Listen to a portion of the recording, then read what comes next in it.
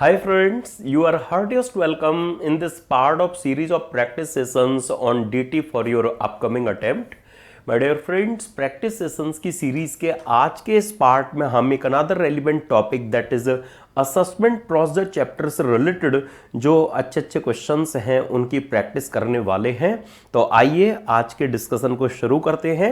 आपको याद होगा मैंने लास्ट रिवीजन सेशन में असेसमेंट प्रोसीजर चैप्टर से रिलेटेड जो थिंग्स हैं वो आपको रिफ्रेश करा दी थी और वहां भी आपने सबसे पहले रिटर्न फाइलिंग के प्रोविजंस प्रोवाइड करने वाले सेक्शन 139(1) को रिफ्रेश किया था।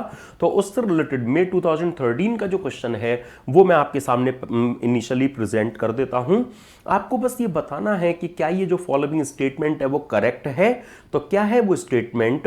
Mahesh are resident and ordinary resident in India and having a house property and a bank account outside India is not required to file return of income for assessment year 23-24 if his total income is below the maximum amount not liable to tax. Is this statement correct? The answer is no. My dear friends, याद उठाइए हमने section 139(1) को जब refresh किया था तो वहां आपको यह देखने को मिला था ना कि ऐसा कोई भी पर्सन जो अगर outside India as a beneficial owner और अदरवाइज अगर कोई असेट होल्ड कर रहा हो या जो आउटसाइड इंडिया किसी अकाउंट की साइनिंग अथॉरिटी अगर नजर आ रहा हो तो उनके लिए अपनी रिटर्न को फर्निश करना मैंडेटरी है। तो अगर महेश की आउटसाइड इंडिया को एक असेट है, एक हाउस प्रॉपर्टी है, वो आउटसाइड इंडिया एक बैंक अकाउंट की साइनिंग अथॉरिटी भी है, तो सर्टेनली उनके लिए चाहे भले उनकी total income basic exemption limit से कम हो लेकिन फिर भी उनके लिए रिटर्न फर्निश करना रिक्वायर्ड बनेगा। इसीलिए जो स्टेटमेंट ये इनकरेक्ट यहां पर कहलाएगा। आइए जरा अगले क्वेश्चन का रुख करें। फ्रेंड्स देखिए क्या कहता है अगला question. The assessing officer issued a notice under section 142(1) on the assessee on 24th December 23 calling upon him to file return of income for assessment year 23-24. In response to the said notice, the assessee furnished a return of loss and claimed carry forward of business loss and unabsorbed depreciation. State whether the assessee would be entitled to carry forward as claimed in the return. तो my dear friends याद उठाइए section 80 जो हमने refresh किया था वो जो section 72 business loss जिसे हम 7-8 ईयर्स तक कैरी फॉरवर्ड सेट ऑफ कर सकते हैं उसको तो रेस्ट्रिक्ट करता है। अगर हमसे ड्यू डेट निकल गई तो ड्यू डेट के बाद में चाहे हम एओ के नोटिस के पुर्सुएंस में ही अपना रिटर्न क्यों ना फर्निश करें, लेकिन अगर ड्यू डेट निकल गई तो हम बिजनेस लॉस को तो carry forward and set of आगे नहीं कर सकते। लेकिन सेक्शन 80 के दायरे में याद कीजिए मैंने कमेंट्स में आपको ये रेफरेंस कराया था ना कि सेक्शन 32 सबसेक्शन 2 पर सेक्शन 80 नहीं लगता। तो मतलब क्या, अनएब्सॉर्ब्ड डेप्रिसिएशन का जो carry forward and set of है वो तो असेसी ले सकेगा, उसका बेनिफिट तो उसे मिल पाएगा, लेकिन जो बिजनेस लॉस है उसका जो बेनिफिट है वो असेसी अवेल नहीं कर सकेगा क्योंकि बिजनेस लॉस पर सेक्शन 80 एप्लीकेबल होता है। आपने assessment year 23-24 means previous year 22-23 की एटमैक्स जो रिटर्न फाइलिंग ड्यू डेट है वो 30 नवंबर हो सकती हैं। 30 नवंबर 23 के बाद में एओ ने जब नोटिस दिया तो आपने उस नोटिस के पुर्सुएंस में अपना रिटर्न फर्निश किया तो आप उसमें बिजनेस लॉस का तो आगे कैरी फॉरवर्ड क्लेम नहीं कर पाओगे, लेकिन अनएब्सॉर्ब डेप्रिसिएशन का जो बेनिफिट है वो आपको आगे मिल सकेगा क्योंकि अनएब्सॉर्ब डेप्रिसिएशन पर सेक्शन 80 एप्लीकेबल नहीं होता। राइट, यही चीजें हैं जो आपको यहां पर आंसर में डियर फ्रेंड्स देखने को मिलेंगी। ओके, अच्छा अब जरा मई 2022 का जो क्वेश्चन है मैं वो आपके सामने रखना स्टार्ट करता हूं। अच्छा एक चीज मैं आपको उससे पहले याद दिला दूं, हमने ये डिस्कस किया था कि अगर कोई असेसी अपनी रिटर्न फर्निश कर देने के बाद में उसमें कोई ओमिशन या रॉन्ग स्टेटमेंट डिस्कवर करता है तो वो अगर कोई नया क्लेम अगर फाइल करना चाहता है, डिपार्टमेंट के रिकॉर्ड पर कोई नया क्लेम अगर लाना चाहता है तो वो by way of filing of revise return he possible होगा। गोएड्स इंडिया लिमिटेड का सुप्रीम कोर्ट का केस हमने डिस्कस किया था। लेकिन अगर कोई क्लेम डिपार्टमेंट के रिकॉर्ड पर ऑलरेडी है, जैसे मैंने अपनी सपोज लास्ट ईयर की रिटर्न ड्यू डेट तक फाइल कर दी थी, उसमें मेरा बिजनेस लॉस था, वो अगले 8 ईयर तक मुझे carry forward and set of जिसका मिलेगा। सेक्शन 72 कहता है business loss shall be carried forward and shall be set of against the profit and gains of business in next 8 assessment years.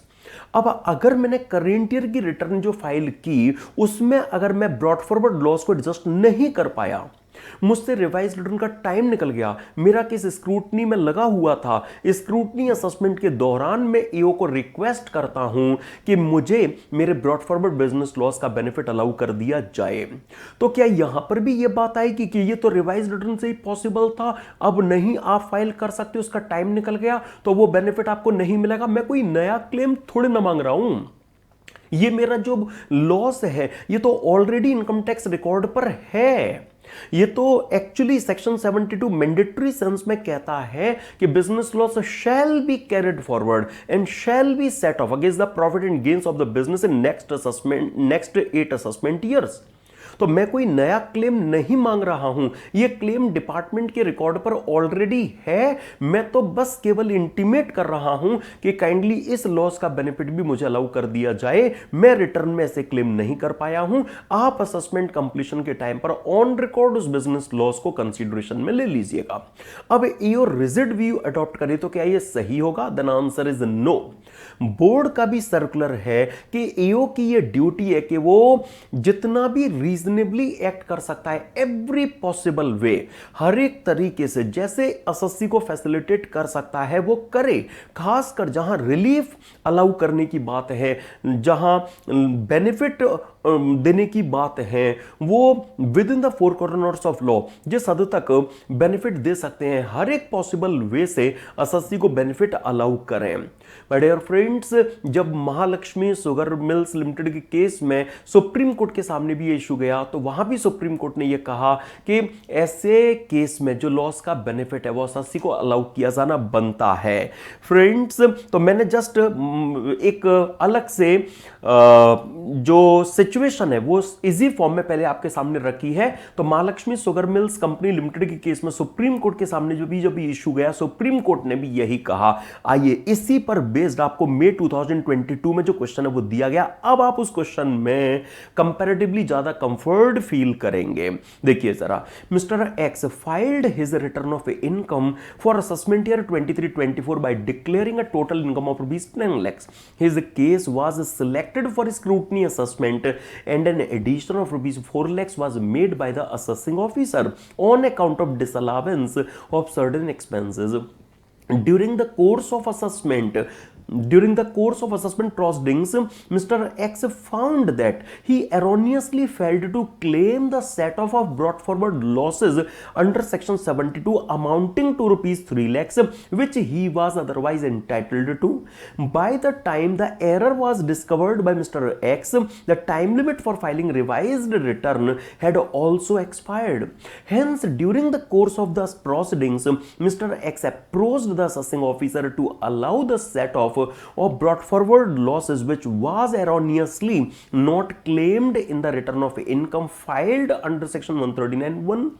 Whether the AO is bound to accept the request of Mr. X, then answer is yes. Friends, जैसा कि मैंने भी आपके साथ discuss किया था, देखिए जहां तक बात इन्वॉल्व इशू की है तो इशू तो बस यहां पर अंडर कंसीडरेशन यही है, क्या एसएससी ने अगर ब्रॉट फॉरवर्ड लॉस का क्लेम अपनी रिटर्न में अगर नहीं मांगा, रिवाइज रिटर्न की टाइम लिमिट निकल गई, तो क्या सेक्शन 72 में एओ बाउंड होगा कि उस लॉस का सेट ऑफ उन्हें अलाउ करे? जरा प्रोविजनल पोजीशन देख लेते हैं। सेक्शन 72 क्या कहता है? Business loss shall be carried forward and shall be set of against the profits and gains of any business in next assessment years. तो यहां सिंस शैल वर्ड यूज किया गया है तो मतलब ये मैंडेटरी है कि जो लॉस एसएससी का अर्लियर ईयर का इनकम टैक्स रिकॉर्ड पर एग्जिस्ट कर रहा है उसका ब्रॉट फॉरवर्ड एसएससी को जिसके लिए वो एंटाइटल्ड है उसका बेनिफिट अलाउ किया जाए। जैसा मैंने डिस्कस किया था, बोर्ड ने भी एक सर्कुलर इशू करके क्लैरिफाई किया कि ये एओ की ड्यूटी है कि वो टैक्स पेयर को एवरी रीजनेबल वे, हाँ पर्टिकुलरली जहां पर कोई क्लेम या रिलीफ एसएससी को दी जानी हो वहां उन्हें वो देते हुए टैक्स पेयर उसको गाइड करते करते हुए वो जो अपने एक्ट्स हैं उनको अंजाम दें। तो ईओ की ये ड्यूटी है कि एक्ट के रेलिवेंट प्रोविजंस को वो एसएससी की जो ट्रू फिगर है, करेक्ट फिगर है टोटल इनकम की, उस तक पहुंचने के लिए वो यूज करें। बस केवल इस वजह से कि मिस्टर एक्स उस लॉस का ब्रॉट फॉरवर्ड करके सेट ऑफ नहीं अपनी रिटर्न में दिखा पाए, ये ईओ की ड्यूटी को उनसे डिस्चार्ज नहीं कर, ये ईओ की ड्यूटी से ईओ को फ्री नहीं कर देगा। सर्टेनली ईओ की ये ड्यूटी है कि वो सेक्शन 72 के जो मैंडेटरी प्रोविजंस हैं उन्हें जिस केस में वो एप्लीकेबल हो सकते हैं वो करें।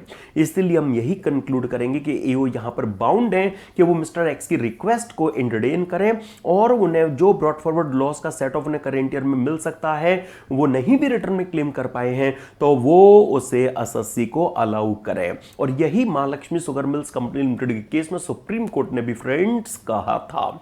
ओके, तो एक अच्छा केस था जो हमने यहां पर डिस्कस ये किया। तो अब क्या कंक्लूजन आपने ड्रॉ करना है कि कोई क्लेम अगर इनकम टैक्स रिकॉर्ड पर है, जैसे brought forward, business loss, unabsorbed depreciation, तो अब इनको अगर एसएससी रिटर्न में नहीं भी क्लेम कर पाया, रिवाइज रिटर्न का टाइम निकल भी गया तो कोई बात नहीं है, ईओ की ड्यूटी बनती है कि वो कंसीडरेशन में ले। लेकिन अगर कोई क्लेम ऑन रिकॉर्ड नहीं है, डिपार्टमेंट और ईओ को उसके बारे में पता ही नहीं है, वो एसएससी को फर्स्ट टाइम जो क्लेम करना है, हाँ, उससे वो रिवाइज रिटर्न के थ्रू ही क्लेम करना पड़ेगा। अगर रिवाइज रिटर्न का टाइम निकल गया तो वो उस क्लेम को नहीं मांग पाएगा। अगर मांगेगा भी तो ईओ की ड्यूटी होगी कि वो ऐसे क्लेम को एंटरटेन ना करे। गोइड्स इंडिया लिमिटेड के केस पर बेस्ड भी मैं एक केस स्टडी अभी आपके साथ में आगे और डिस्कस करने वाला हूं। ओके, चलिए उससे पहले आइए जरा हम अब नवंबर 2017 का जो क्वेश्चन है उसे हैंडल करते हैं। Arjun total income for assessment year 23-24 is ₹10 lakhs consisting of salary, capital gain and income from other sources just additionally. जिस एसएससी की बिजनेस इनकम ही नहीं है, मतलब टैक्स ऑडिट रिक्वायर्ड बन ही नहीं सकता, तो उस एसएससी के लिए पक्का अगर कोई हमसे रिटर्न फाइल करने की ड्यू डेट पूछेगा तो वो तो हम 31 जुलाई ही यहां पर कह सकेंगे, राइट क्योंकि जहां एसएससी की अगर केवल सैलरी, कैपिटल गेन और अदर सोर्सेस की इनकम है तो वहां पर तो ड्यू डेट फॉर आरवाई पक्का 31 जुलाई बनेगी। Now after considering TDS and advance tax a sum of ₹50,000 towards taxes is still payable because of the various reasons he couldn't file his return of income within the prescribed time limit. Arjun approaches you for advice on the following issues. क्या है? पहला, whether he can file a return of income on 1 December 23। Then answer is yes, क्योंकि याद करो आप section 139(4) हमने reference किया था बिलेटेड रिटर्न का।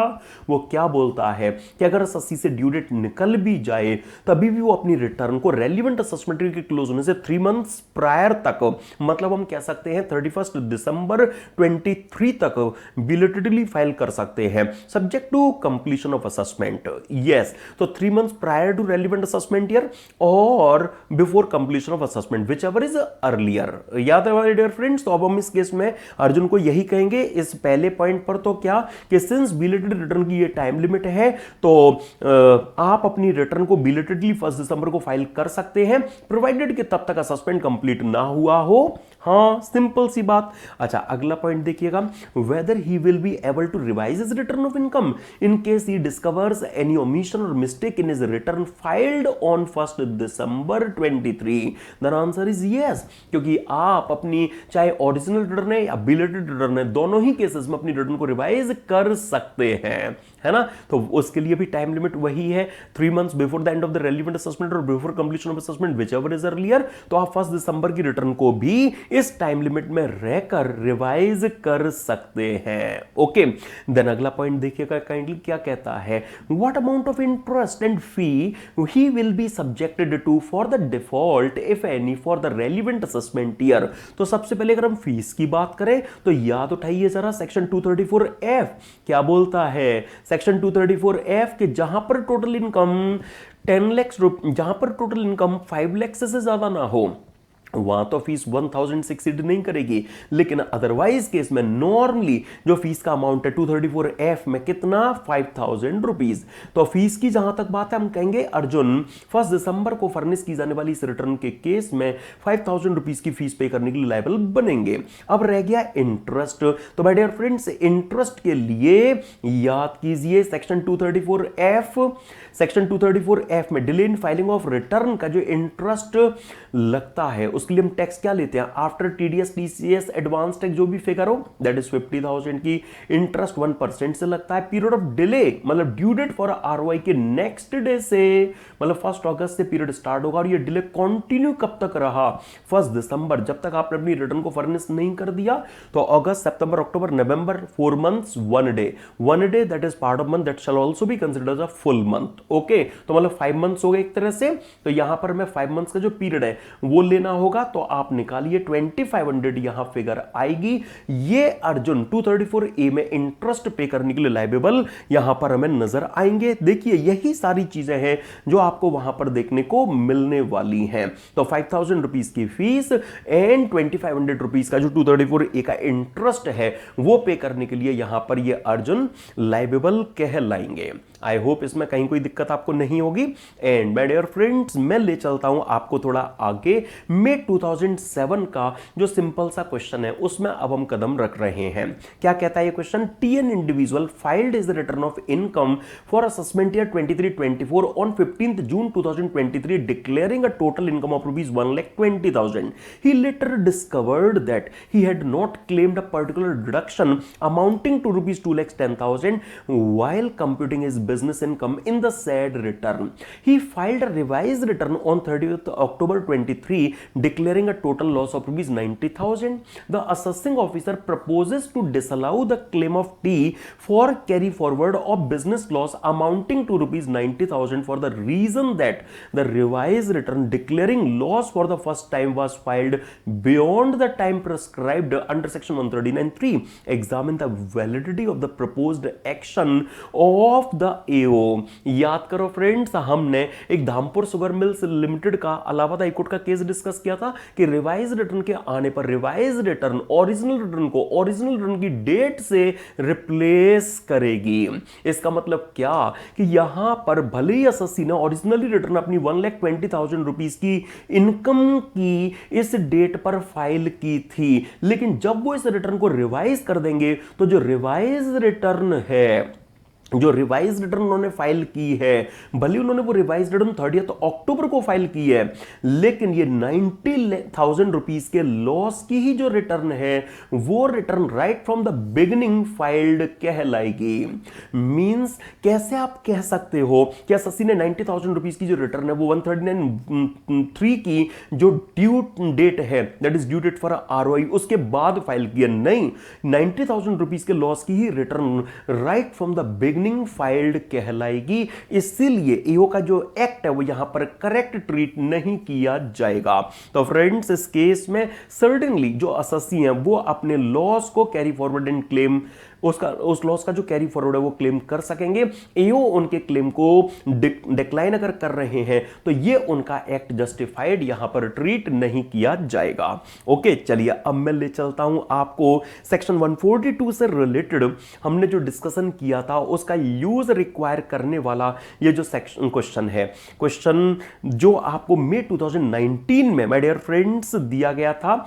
हाँ, अब इसे मल्टीपल कॉन्सेप्ट बेस्ड क्वेश्चन भी कह सकते हैं क्योंकि इसमें कुछ पेनल्टी प्रोसिक्यूशन वगैरह की चीजें भी आपको काम आएंगी। For the assessment year 23-24, Mr. John was directed to carry out a special audit of his accounts under section 142(2)(a) on 1st August 2023 without giving him an opportunity of being heard. Answer the following in this regard. क्या उन्होंने question raise किए, can the assessee contend that since reasonable opportunity of being heard is not provided to him by the AO, such notice requiring the special audit of the accounts is not valid? The answer is yes. My dear friends, याद उठाइए section 142(2)(a) में special audit को लेकर चीजें जब हमने refresh की थी तो वहां पर अदर कंसिडरेबल पॉइंट्स में पहला पॉइंट यही था कि एओ पहले एसएससी को एक reasonable opportunity of being heard देगा, उसके बाद ही वो स्पेशल ऑडिट की डायरेक्शन इशू करेगा। लेकिन एओ ने ऐसा नहीं किया, उन्होंने बिना अपॉर्चुनिटी ऑफ बीइंग हर्ड दिए ही स्पेशल ऑडिट की डायरेक्शन अगर इशू कर दी तो ये उनका अनलॉफुल एक्ट है। अगर एओ के इस एक्ट को एसएससी अगर चैलेंज करते हैं तो सर्टेनली उनकी जो कंटेंशन है वो करेक्ट यहां पर ट्रीट की जाएगी। Now, if the assessee decides to get his books of accounts audited under section 142(2)(a), what will be the due date by which he has to submit the audit report, including the extended time, if any, allowed to him? My dear friends, याद उठाइए, आपने section 142(2)(a) में special audit के लिए 180 days की जो time limit थी वो assessee के पार्ट पर देखी थी कि assessee की ड्यूटी होगी कि जिस डेट पर एओ ने उन्हें ऑडिट के लिए डायरेक्ट किया है, जिस डेट पर एओ ने उन्हें ऑडिट के लिए डायरेक्ट किया है, उस डेट से 180 डेज में assessee उस ऑडिट की जो रिपोर्ट है वो फर्निश करेगा from the date of direction. मतलब जिस डेट पर डायरेक्शन इशू की गई उस डेट ऑफ डायरेक्शन से 180 डेज हम चेक करेंगे। तो 31 डेज अक्टूबर में चले जाएंगे, 30 डेज सितंबर में, 31 डेज अगस्त में चले जाएंगे, 30 डेज सितंबर में, 31 डेज अक्टूबर में, 30 डेज नवंबर में, 31 डेज दिसंबर में, बचे हुए 27 डेज जनवरी में। तो जो रिजल्टेंट डेट है वो 27 जनवरी 2024 निकल कर आएगी। ये वो डेट है जिस तक assessee को ऑडिट रिपोर्ट फर्निश करनी होगी।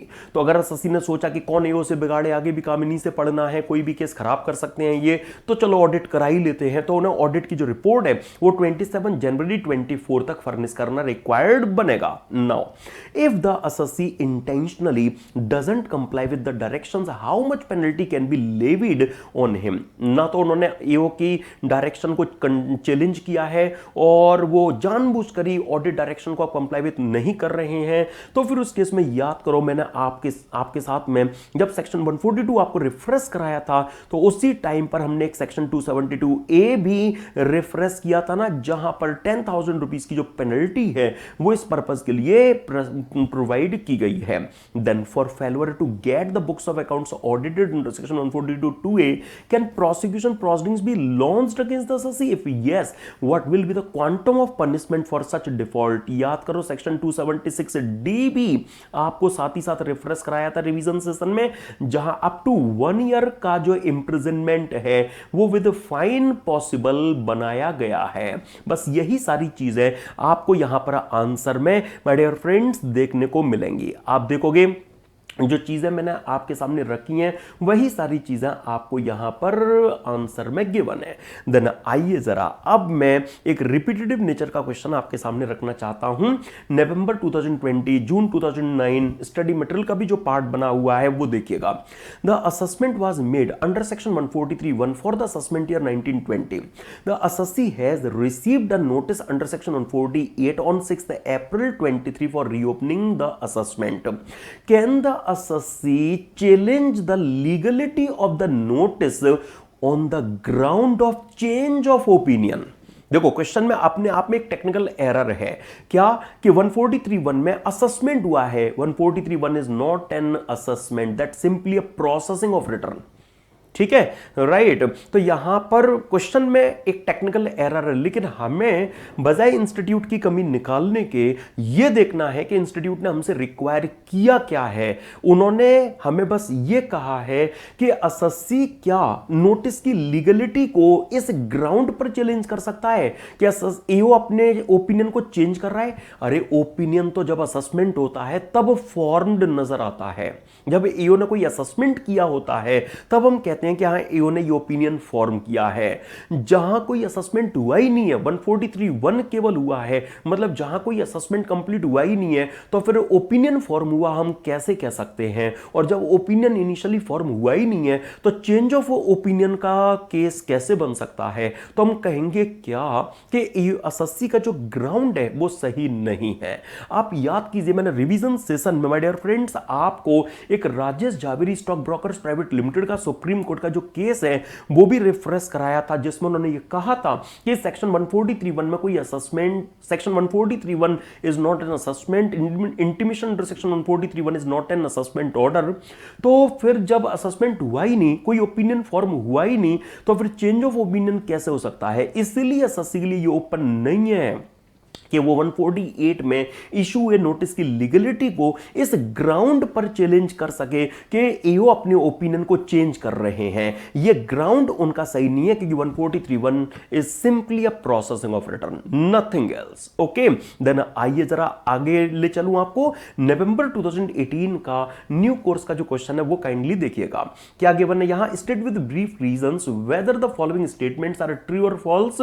अच्छा, where a notice under section 143(2) is issued to the assessee, it is not required to process under section 143(1) the return of income filed by the assessee। Friends, ये क्या बात हुई? कहीं पर आपने रिवीजन सेशन में ये देखा कि अगर assessee का 143(2) में स्क्रूटनी में केस अगर लग गया है तो उसकी रिटर्न को प्रोसेस करने की जरूरत ही नहीं है। नहीं, both are mutually exclusive. Processing तो 100% रिटर्न की होगी। अगर assessee ने 139(1) में या अगर assessee ने सेक्शन 139 में या 142(1) में रिटर्न फर्निश की है तो that return shall be processed, उसको प्रोसेस तो किया जाएगा। तो केवल 143(2) का नोटिस अगर assessee को दे दिया गया है तो इसके बेस पर अब 143(1) में रिटर्न को प्रोसेस करना रिक्वायर्ड नहीं है। हम कहेंगे ये स्टेटमेंट फॉल्स है क्योंकि जो प्रोसेसिंग है वो तो ईच एंड एवरी केस में रिक्वायर्ड होती है। ठीक है, then even without rejecting the books of account if any maintained by the assessee, the assessing officer can make a reference to the valuation officer under section 142A for estimating the cost of construction of an immovable property. The answer is yes. अरे आप याद करो ना, 142A अभी हमने जब refresh किया था तो वहां आपने क्या देखा था कि चाहे असेसिंग ऑफिसर assessee के बुक्स ऑफ अकाउंट्स की करेक्टनेस से सेटिस्फाइड हो या ना हो, उसे assessee के बुक्स ऑफ अकाउंट्स रिजेक्ट करने पड़ेंगे तभी वो रेफरेंस पास ऑन कर सकता है वैल्यूएशन ऑफिसर को। ऐसी कोई लिमिटेशन लॉ में नहीं है। तो सर्टेनली ईओ assessee के बुक्स ऑफ अकाउंट्स को रिजेक्ट किए बिना भी वो बुक्स वैल्यूएशन ऑफिसर को वैल्यूएशन का जो केस है वो रेफर कर सकता है। Then expenses of special audit conducted under section 142 shall be paid by the CG. Then answer is yes. बिल्कुल करेक्ट है ये आंसर स्टेटमेंट, बिल्कुल ट्रू है। क्यों? क्योंकि ये 142(2A) का स्पेशल ऑडिट गवर्नमेंट के इंटरेस्ट में होता है, तो जब पॉजिटिव गवर्नमेंट के लिए तो नेगेटिव भी तो वही बियर करेंगी। And only an individual can be regarded as a tax return preparer under section 139B। ये भी आपको रिवीजन सेशन में मैंने रिफ्रेश करा दिया था कि टीआरपी केवल एक इंडिविजुअल ही हो सकता है, उसमें भी चार्ट अकाउंटेंट वगैरह नहीं होंगे, है ना, एडवोकेट नहीं आएंगे, तो सर्टेनली एक इंडिविजुअल ही टीआरपी हो सकता है। आपका ये स्टेटमेंट एकदम सही है। और आइए जरा फ्रेंड्स, मैं अब आपको ले चलता हूं स्क्रूटनी असेसमेंट के साथ ही मैंने एक सेक्शन जो आपको और रिफ्रेश कराया था उससे रिलेटेड जो क्वेश्चन आया था। The assessment of R and Sons HUF was completed under section 143(3) with an addition of income of ₹7 lakhs to the returned income. The assessee contends that the order of assessment is bad in law as no notice was issued under section 143(2) even though the assessee had participated in the assessment proceedings. The assessing officer relying on section 292BB contains that when the assessee has participated in assessment proceedings, now he cannot raise any objection to the assessment order. Examine the validity of the contentions of both and give your opinion on who is correct. My dear friend, जिस section की एओ बात कर रहा है, जिस section पर वो rely कर रहा है, सेक्शन 292BB, वो नोटिस की सर्विस में अगर कोई डिफेक्ट है तो उसे वैलिड बना देता है। वह deemed validity of notice served की बात है। याद कीजिए लक्ष्मण दास खंडेलवाल का जो केस है वो बस आपको यहां यूज करना है। जिस सेक्शन की एओ बात कर रहा है सेक्शन 292BB, वो केवल और केवल नोटिस की सर्विस में अगर कोई डिफेक्ट है तो assessee उससे आगे ऑब्जेक्ट नहीं कर पाएगा। अगर उसने प्रोसीडिंग्स में कोऑपरेट कर दिया, अपनी प्रेजेंस दे दी है, तो वो नोटिस उन्हें मिला नहीं है या टाइम से नहीं मिला है या ड्यूली नहीं मिला है, इस बात को आगे ऑब्जेक्ट नहीं कर पाएगा। लेकिन जहां तक बात नोटिस के इश्यूएंस की है तो नोटिस इशू होना तो हर हाल में मैंडेटरी है। बिना नोटिस के इश्यूएंस के जुरिडिक्शन ही क्रिएट नहीं हो पाएगा। एओ किस assessee का असेसमेंट कर रहा है, जब उसका नोटिस ही उसने इशू नहीं किया तो फिर उस केस में तो जो डिफेक्ट डिफेक्ट है वो एक्चुअली हम कह सकते हैं कि यहां 292BB का केवल सर्विस का नहीं बचा। अरे लक्ष्मण दास खंडेलवाल के केस में जब ये इशू सुप्रीम कोर्ट के सामने गया तो सुप्रीम कोर्ट ने भी तो यही कहा था ना कि 292BB complete absence of notice को क्योर नहीं करता, यह केवल नोटिस की सर्विस में होने वाले डिफेक्ट को क्योर करता है। यह नोटिस के इश्यूएंस का नोटिस, ये जो नोटिस का नॉन इश्यूएंस है ये 292BB में क्यूरेबल मतलब रिमूवेबल डिफेक्ट नहीं है। इस केस में एसएससी की कंटेंशन एकदम करेक्ट है, एओ का जो एक्ट है वो इनकरेक्ट है। तो यहां पर एओ की यहां पर एसएससी की जो कंटेंशन है वो करेक्ट ट्रीट की जाएगी। वही चीजें जो मैंने आपको रिफ्रेश कराई थी रिवीजन सेशन में, माय डियर फ्रेंड्स, वही चीजें सब आपको यहां पर गिवन है। तो 292BB तो तब वो पिक्चर में आएगा जब डिपार्टमेंट की तरफ से नोटिस इशू हुआ हो, है ना। हाँ फ्रेंड्स, नोटिस अगर इशू ही नहीं हुआ तो ये 292BB में क्यूरेबल डिफेक्ट नहीं आएगा, भले ही एसएससी ने पार्टिसिपेट कर दिया था प्रोसीडिंग्स में। ये लक्ष्मण दास खंडेलवाल के केस में सुप्रीम कोर्ट ने कहा इस बेस पर जो एसएससी का क्लेम और कंटेंशन है वो वैलिड है, ईओ की जो कंटेंशन है वो इनकरेक्ट है। That's it. ओके, आइए जरा फ्रेंड्स अब मैं थोड़ा आगे आपको ले आया। स्क्रूटनी असेसमेंट के कंप्लीशन से रिलेटेड जो चीजें हैं उन्हें देखिएगा।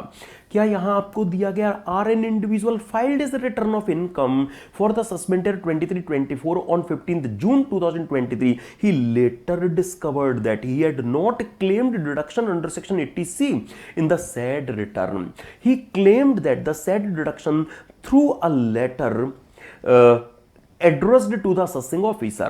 The assessing officer completed the assessment without allowing the deduction claimed by R. Is the assessing officer justified in doing so? Then answer is yes.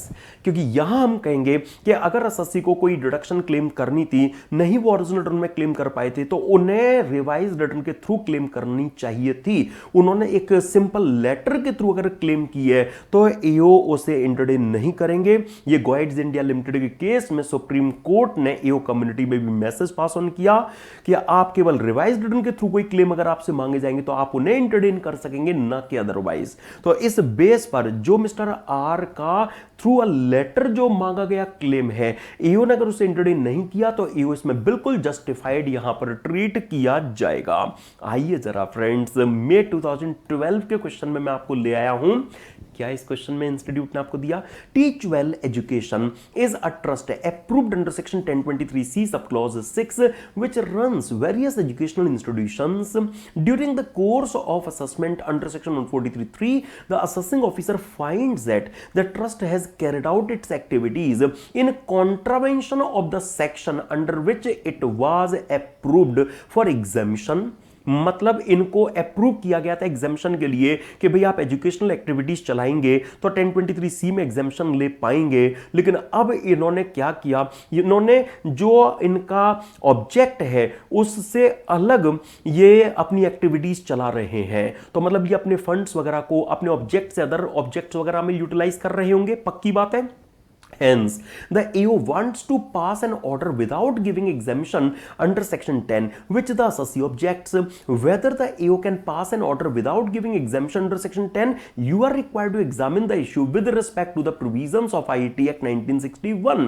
तो my dear friends, अब आप याद उठाओ, हमने सेक्शन 143(3) का जो सेकंड प्रोविजो डिस्कस किया था, क्या आपको वहां देखने को मिला था कि हाँ ऐसी कोई भी इंस्टीट्यूशन अगर जो स्पेसिफाइड वायलेशंस में से कोई भी वायलेशन अगर करती हैं, और उसमें पहला ही वायलेशन था कि अगर ये अपने ऑब्जेक्ट से अलग एक्टिविटीज अगर चलाएं, ठीक है, ये जिसके लिए अप्रूव किए गए हैं की गई हैं उनसे अदर एक्टिविटीज में अगर इन्वॉल्व नजर आए, अपने फंड्स इनकम प्रॉपर्टी को अगर अदर एक्टिविटीज में लगाएं तो वो स्पेसिफाइड वायलेशन में सबसे पहले कवर्ड था। तो ऐसे केस में एओ की ड्यूटी है क्या कि वो एक रेफरेंस प्रिंसिपल कमिश्नर या कमिश्नर को उनसे अप्रूवल विड्रॉ करने के लिए करेंगे और फिर वो वेट करेंगे। जब प्रिंसिपल कमिश्नर का ऑर्डर आ जाएगा, जिस भी तरह का आएगा, वो उसका इफेक्ट दिए बिना अपना जो असेसमेंट है वो कंप्लीट नहीं कर सकेंगे। तो इस केस में हम यही कहेंगे कि हां असेसिंग ऑफिसर के लिए ये ओपन होगा कि वो बिना एग्जामिशन के असेसमेंट ऑर्डर पास करने के लिए अगर प्लान कर रहे हैं तो पहले वो इस केस को कमिश्नर प्रिंसिपल कमिश्नर को रेफर करें, ठीक है, ये उनकी ड्यूटी है। और फिर जब कमिश्नर प्रिंसिपल कमिश्नर का ऑर्डर आ जाए तो वो अपने ऑर्डर में जो भी एक्ट करें उस उसके अकॉर्डिंगली ही वो अपना असेसमेंट कंप्लीट करें, उसके बिना वो असेसमेंट का ऑर्डर पास ना करें। ठीक है, ये सारी चीजें फ्रेंड्स हमने जब 143.3 रिफ्रेश किया था तो उसके सेकंड प्रोविजो में मैंने चीजें ये आपके सामने प्रेजेंट की थी। तो आइए जरा अब मैं आपको थोड़ा आगे ले चलता हूं, डीआरपी से रिलेटेड जो क्वेश्चंस हैं वो मैं आपके सामने रखता हूं। सबसे पहले नवंबर 2015 का ये क्वेश्चन देखिए, आपको बस बताना है कि ये जो स्टेटमेंट है क्या ये वैलिड है। क्या है वो statement?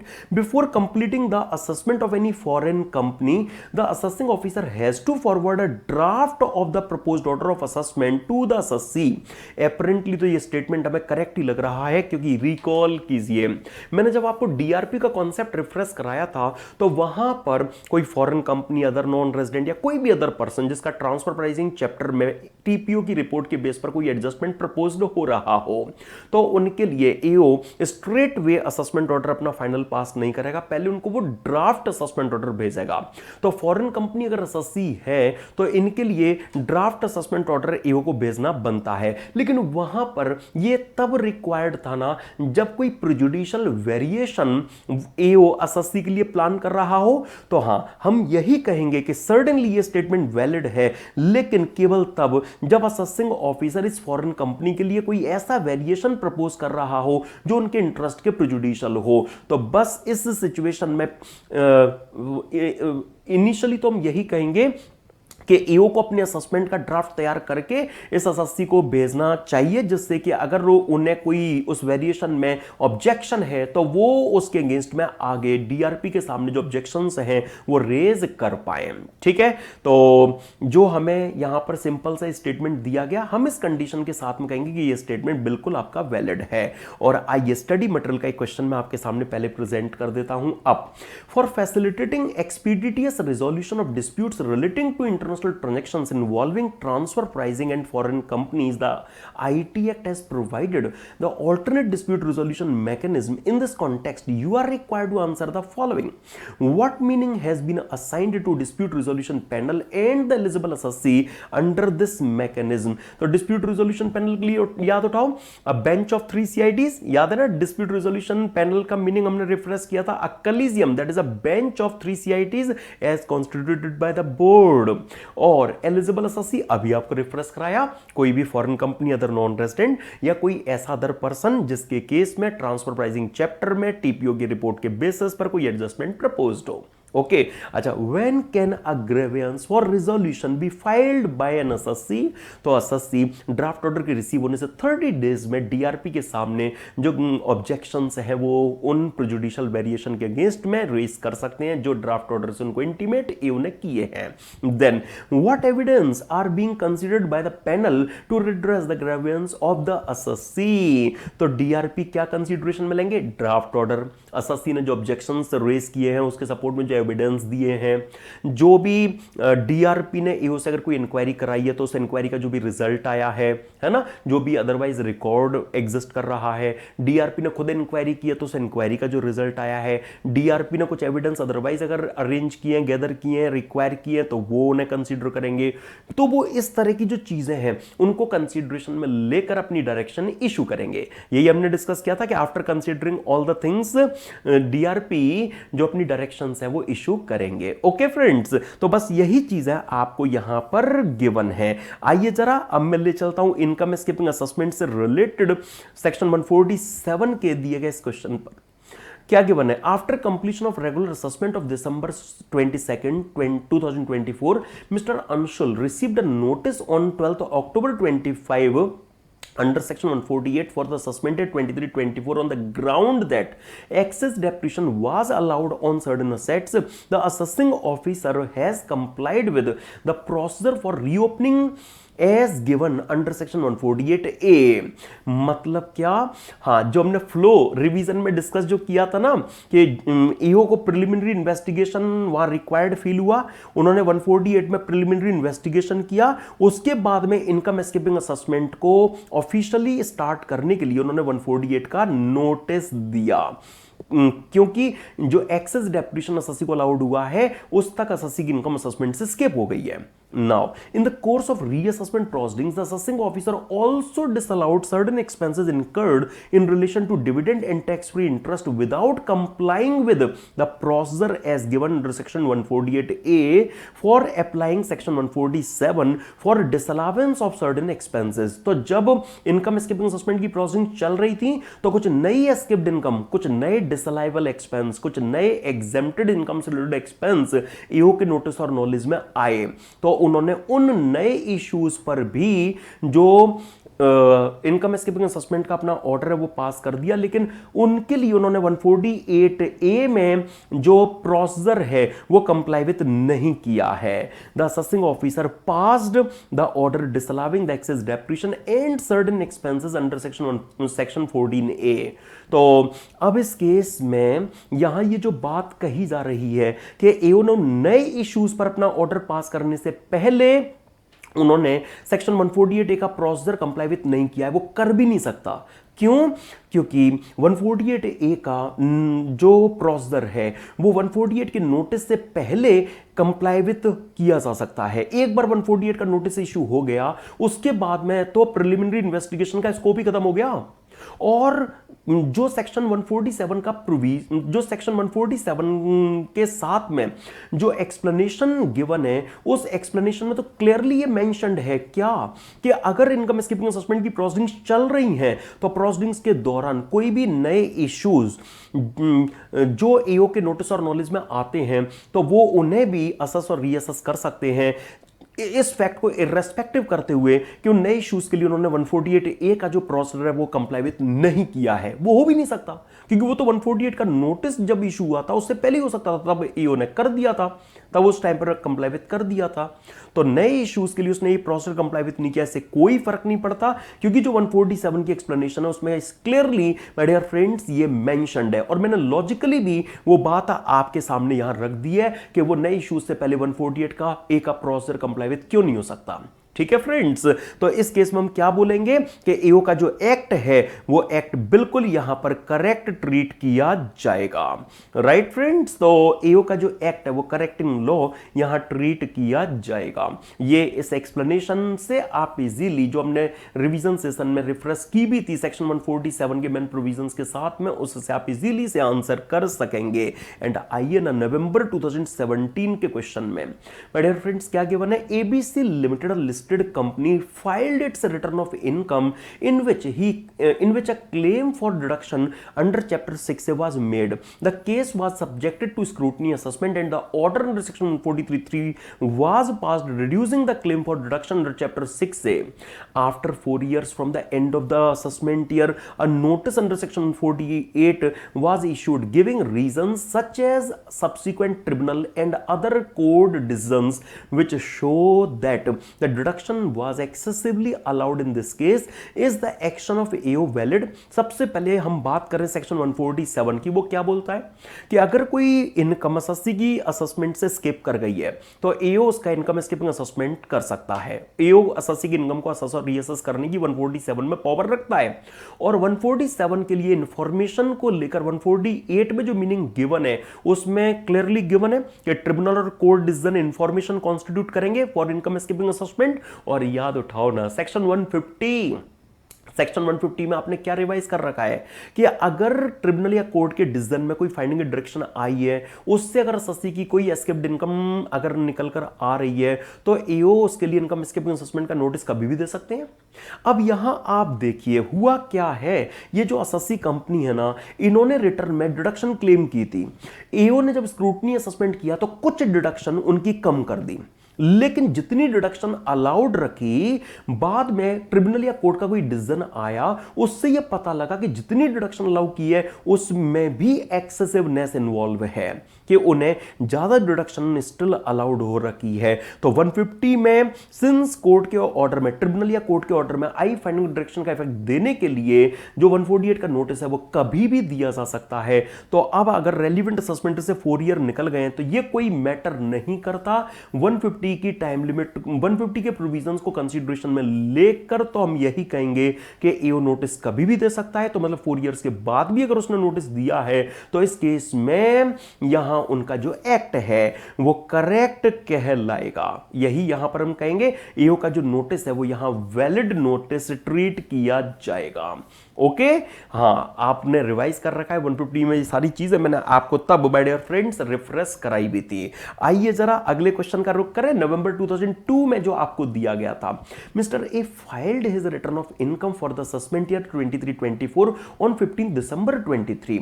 The assessing officer completed the scrutiny assessment on 25 December 24 and served the order on 30 December 24. However, the notice of demand under section 156 was reserved on 10th January 24. इसको प्लीज 25 करेंगे आप। 10th January 25, mister A claims that demand of tax is invalid since the notice of demand was served beyond time. Examine the issue. My dear friends, पहले तो मैं आपको ये याद दिला दूं कि अगर स्क्रूटनी असेसमेंट की यहां पर बात चल रही है तो किसी भी असेसमेंट ईयर के लिए जो स्क्रूटनी असेसमेंट है वो उस असेसमेंट के क्लोज होने के बाद 9 मंथ्स में कंप्लीट हो जाना चाहिए। तो 31 December 24 यहां पर बन गई क्या time limit for completion of scrutiny assessment. अब मैं याद दिला दूं आपको, पुरुषोत्तम दास टी पटेल के केस में गुजरात हाईकोर्ट ने क्या कहा था कि स्क्रूटनी असेसमेंट कब कंप्लीट हुआ कहलाएगा, जब एओना सस्सी की टैक्सेबल इनकम डिटरमाइन कर दी हो, मतलब जब एओना सस्सी का असेसमेंट ऑर्डर पास कर दिया हो जिसमें assessed income means taxable income का डिटरमिनेशन नजर आता है और असेसी पर टैक्स भी लेवी हो चुका हो, मतलब असेसी के लिए नोटिस ऑफ डिमांड भी प्रिपेयर हो चुका हो। वो असेसी को कब डिस्पैच हुए, कब मिले, इररेलेवेंट है। असेसमेंट का कंप्लीशन एओ से कनेक्टेड इवेंट है ना, तो बस एओ ने जब assessment order and notice of demand prepare कर दिया तभी असेसमेंट कंप्लीट हुआ कहलाएगा। पुरुषोत्तम दास टी पटेल के केस में गुजरात हाईकोर्ट में डियर फ्रेंड्स ये जो बात है वो हमें यहां कही कि बस एओ ने assessment order notice of demand prepare कर दिए तो एओ के लेवल पर मैटर फिनिश हुआ कहलाएगा, असेसमेंट कंप्लीट हुआ ट्रीट किया जाएगा। अब देखो क्वेश्चन आधा अधूरा है। एग्जामिनर ने क्या बोला कि एओ ने जो असेसमेंट ऑर्डर है वो तो 25 December 24 को ही उन्होंने पास कर दिया था, असेसी को ये असेसमेंट ऑर्डर 30 December को मिल भी गया था, लेकिन जो नोटिस ऑफ डिमांड है वो असेसी को सर्व हुआ है 10th January 2025 को। तो ये नोटिस ऑफ डिमांड प्रिपेयर कब हुआ, हमें तो ये चाहिए और ये तो क्वेश्चन में दिया ही नहीं है। तो अब हम जैसा आप प्रिज्यूम करें, जैसे हमने यहां प्रिज्यूम कर लिया कि suppose notice of demand assessee पर सर्व भले 10th January को हुआ है लेकिन असेसिंग ऑफिसर ने उसे 31 December 24 तक प्रिपेयर कर लिया था। अगर हम ये प्रिज्यूम करें तो असेसी का जो कंटेंशन है कि ये असेसमेंट इनवैलिड है क्योंकि नोटिस ऑफ डिमांड मुझे मिला बाद में है, ये उनकी कंटेंशन करेक्ट नहीं कहलाएगी, राइट, क्योंकि बस जो प्रिपरेशन है वो यहां पर एओ के लेवल पर टाइमली हो जानी चाहिए थी। मैं फिर कह रहा हूं आप अपने आंसर में वाइसा वर्सा व्यू भी ले सकते हैं। अगर आप ये प्रिज्यूम करते हैं कि 10th January 25 को ये सर्वड हुआ नोटिस ऑफ डिमांड प्रिपेयर भी 31 December के बाद हुआ था तो एओ का जो एक्ट है वो करेक्ट नहीं कहलाएगा। ओके राइट फ्रेंड्स, आइए जरा मैं अगले क्वेश्चन का रुख करूं। देखिए जरा जो आपको मई 2012 में क्वेश्चन दिया गया था, teach well education is a trust approved under section 1023C sub clause 6 which runs various educational institutions during the course of assessment under section 143(3) the assessing officer finds that trust has carried out it's activities in contravention of the section under which it was approved for examination. तो जिस object के लिए उन्हें approve किया गया वो अपनी activities उसके अकॉर्डिंगली कैरिड आउट नहीं कर रहे हैं, तो मतलब वो अपने फंड्स प्रॉपर्टी वगैरह इनकम वगैरह को ऑब्जेक्ट से अदर ऑब्जेक्ट में लगा रहे होंगे, पक्की बात है।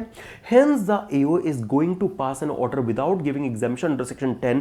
Can the AO get any additional time limit in completing this assessment? You are required to examine the issue with respect to the provisions of IT act. My dear friends याद उठाइए section 153 की explanation 1, वहां आपने क्या देख रखा है कि एओ जिस डेट पर असेसी के पार्ट पर contravention that is specified violation को प्रिंसिपल कमिश्नर को इंटीमेट कर देगा, उस डेट से लेकर जब कमिश्नर का ऑर्डर एओ को रिसीव होगा उस डेट तक का जो भी पीरियड है वो एओ को एक्स्ट्रा मिलेगा। याद आया फ्रेंड्स? तो जो सेक्शन 153 की एक्सप्लेनेशन 1 में जो ये एओ को एक्स्ट्रा टाइम दिया गया है, जब उन्होंने वायलेशन प्रिंसिपल कमिश्नर को इंटीमेट किया, ये वहां से पीरियड स्टार्ट होगा और कहां तक जाएगा? जिस डेट पर प्रिंसिपल कमिश्नर के ऑर्डर की कॉपी, चाहे वो अप्रूवल के विड्रॉन का हो या विड्रॉन से रिफ्यूजल का हो, एओ को जब रिसीव होगा तब तक का जो पीरियड है वो नॉर्मल टाइम लिमिट से एक्सक्लूड कर दिया जाएगा, मतलब नॉर्मल टाइम लिमिट में ऐड कर दिया जाएगा। और मैंने आपको यह भी तो रिकॉल कराया था कि अगर इस एक्सक्लूजन दैट इज एडिशन के बाद भी टाइम लेफ्ट अगर 60 डेज से कम है तो वो 60 डेज तक एक्सटेंड हो जाएगा। मींस मिनिमम टाइम एओ को 60 डेज मिलना पक्का है। तो सर्टेनली स्पिरिचुअल एजुकेशन के केस में सस्पेंड के कंप्लीशन के लिए एओ को एफोर्स्ड एडिशनल टाइम यहां पर मिलेगा। राइट माय डियर फ्रेंड्स, और चलिए ना आगे ले चलूं आपको। सेक्शन 154 रेक्टिफिकेशन ऑफ मिस्टेक से रिलेटेड जो भी प्रोविजनल थिंग्स थी वो तो मैंने आपको बार रेफरेंस करा दी थी। अब बारी है क्वेश्चंस की।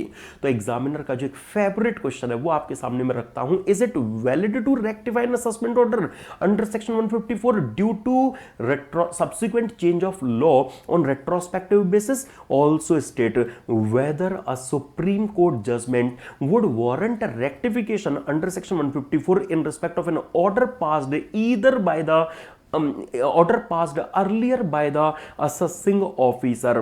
तो फ्रेंड सबसे पहले अगर हम बात करें यहां पर वो subsequent change of law on retrospective basis की, एओ ने पहले अपना असेसमेंट ऑर्डर पास कर दिया, बाद में लॉ में जो रेट्रोस्पेक्टिव इफेक्ट से चेंज आया उससे एओ के असेसमेंट ऑर्डर की जो पोजीशन है वो लीगल पोजीशन से मिसमैच करती हुई नजर आ रही है। तो डेफिनेटली ये मिस्टेक एपरेंट फ्रॉम रिकॉर्ड का केस कहलाएगा। ये तो बिल्कुल ऑब्वियस है, इसमें कोई डिस्प्यूट नहीं है। Friends, E Safton and Company Private Limited के केस में कलकत्ता हाई कोर्ट ने यह बात कही भी कि definitely if the assessment order is plainly and obviously inconsistent with a specific and clear provision as amended retrospectively, undisputably there is a mistake apparent from record. In the light of the retrospective amendment, the assessment order had to be rectified. इस वजह से कह सकते हैं कि certainly EO section 154 में retrospective effect से आई हुई amendment के बेस पर अपने ऑर्डर को अमेंड कर सकता है।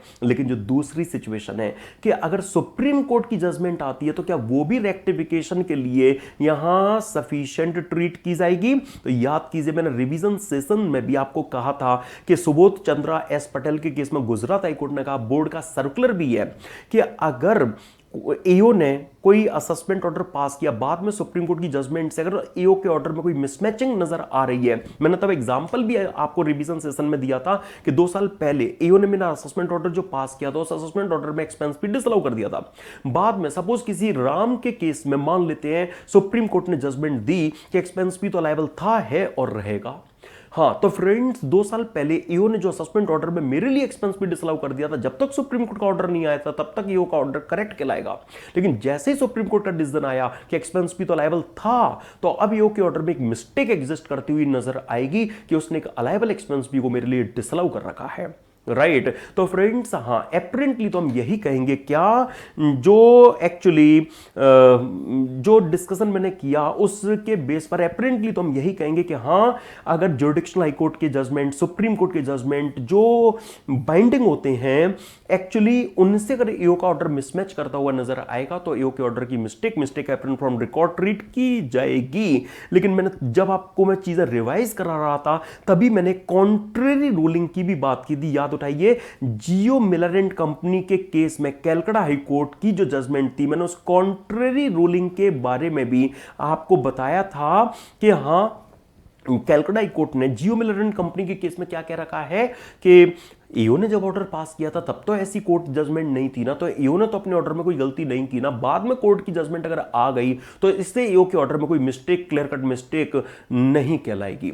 हालांकि इस जजमेंट को एप्रिशिएट ज्यादा नहीं किया गया, लेकिन जितने भी सजेस्टेड इंस्टीट्यूट ने इस क्वेश्चन के जो टाइम टू टाइम रिलीज किए तो उन्होंने उन सजेस्टेड में उस कॉन्ट्रेरी रूलिंग का भी एक ऑल्टरनेटिव व्यू के तौर पर जो जिक्र है वो वहां किया हुआ है कि हाँ, कलकत्ता हाई कोर्ट ने जियो मिलर एंड कंपनी के केस में डिफरेंट व्यू अडॉप्ट किया हुआ है कि सुप्रीम कोर्ट सब्सिक्वेंटली अगर कोई लॉ एक्सपोज करते हैं तो इससे ईओ का जो अर्लियर असेसमेंट ऑर्डर है वो ऑन मिस्टेक ट्रीट नहीं किया जाएगा।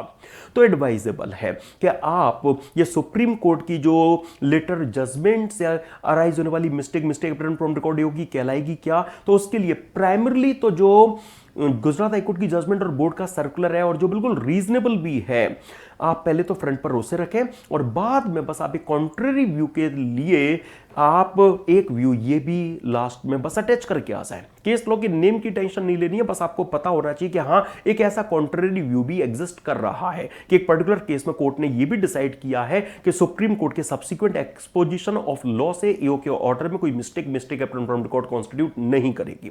दैट्स इट, ठीक है बस। अच्छा, आइए जरा एक कॉन्सेप्चुअल नेचर का क्वेश्चन सेक्शन 154 पर बेस्ड मैं अब आपके सामने प्रेजेंट कर देता हूं। X private limited assessment for assessment year 23-24 was completed under section 143(3) on 31st December 24. The company went in appeal to the commissioner appeal and the appeal was decided on 16th August 2029 and the appeal effect was duly given by the assessing officer on 25th August 2029. Thereafter, on 1st September 29, the assessing officer noticed a mistake in calculation of depreciation on a particular block of assets which reduced the income by 1.1 lakhs. The assessing officer issued notice under section 154 for the purpose of rectifying the mistake. Is such rectification permissible? Friends याद उठाइए, section 154 में आपने rectification की जो time limit देखी है वो क्या थी? Order sought to be amended.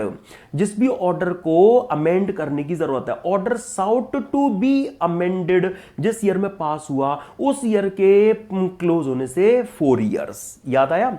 अब यहां माय डियर फ्रेंड्स, ये तो आपको पता होना ही चाहिए कि कोई भी इनकम टैक्स अथॉरिटी अपने ऑर्डर की मिस्टेक को करेक्ट कर सकती है। तो यहां पर अगर ईओ को ये नोटिस में आया है क्या कि एसएससी को किसी ब्लॉक पर ज्यादा डेप्रिसिएशन अलाउ हो गया है जिससे एसएससी की इनकम 1.1 लाख से कम टैक्स हो पाई है, तो ईओ ने अपना जो असेसमेंट ऑर्डर पास किया था वो कब किया था? 31 दिसंबर 24 को।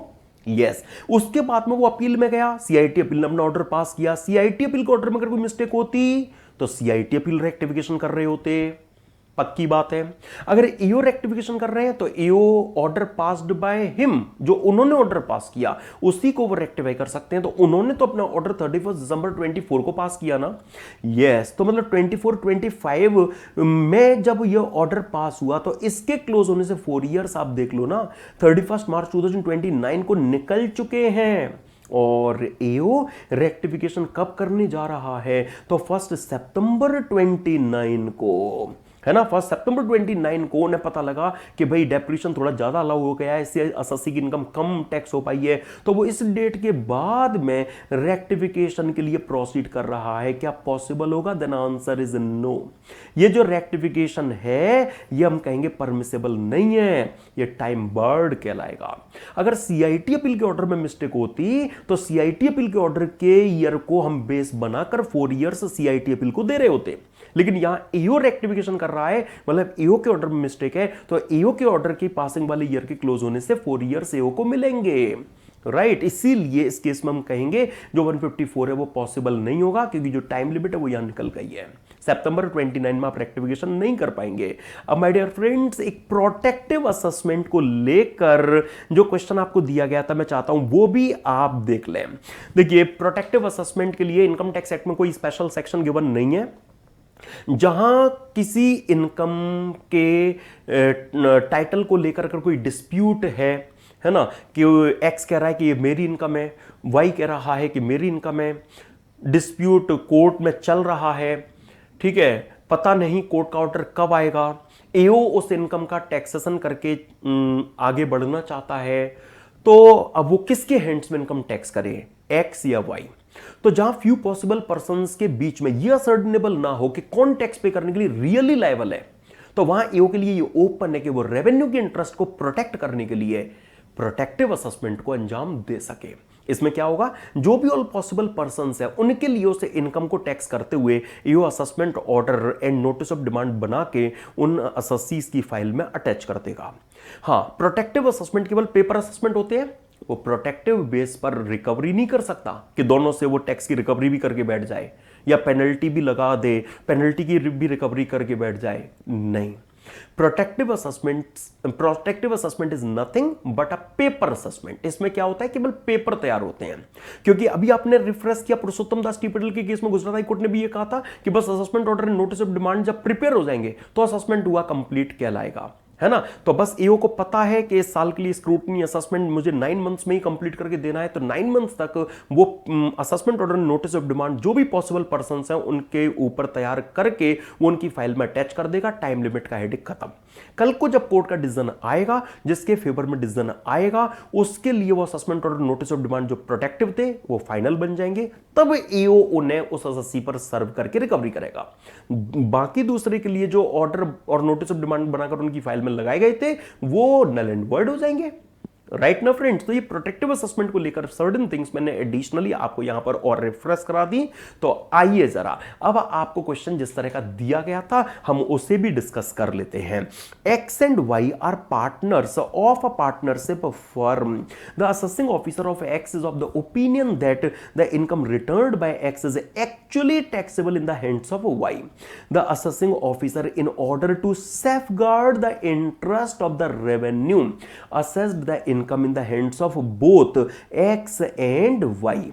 तो फ्रेंड्स यहां पर हम कह सकते हैं कि ये जो असेसमेंट की बात हो रही है that is protective assessment AO ने की है।